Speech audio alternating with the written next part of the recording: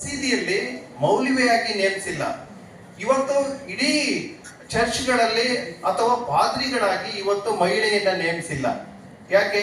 ನಮ್ಮಲ್ಲಿ ನೋಡ್ತೀವಿ ಇವತ್ತು ನಮ್ಮ ಸಂವಿಧಾನದ ಅಡಿಯಲ್ಲಿ ಇವತ್ತು ನಾವು ಮಹಿಳೆಯರು ಇವತ್ತು ಗ್ರಾಮ ಪಂಚಾಯತಿ ಸದಸ್ಯ ಆಗ್ಬೋದು, ಗ್ರಾಮ ಪಂಚಾಯತಿ ಅಧ್ಯಕ್ಷ ಆಗ್ಬೋದು, ತಹಸೀಲ್ದಾರ್ ಆಗ್ಬೋದು, AC ಆಗ್ಬೋದು, DC ಆಗ್ಬೋದು, ಇವತ್ತು ಮುಖ್ಯಮಂತ್ರಿ ಆಗಿದ್ದಾರೆ.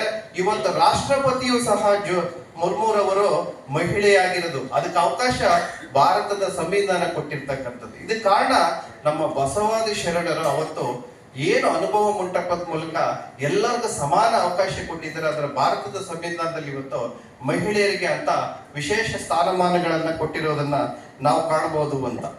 ತಾಯಿನಾಡನ್ನ ಇಷ್ಟೊಂದು ಪ್ರೀತಿಸುವವರು ಸಾಮಾನ್ಯವಾಗಿ ಮತ್ತೆಲ್ಲಿಯೂ ಸಿಗಲಾರರು ಅಂತ ಹೇಳ್ತೀವಿ.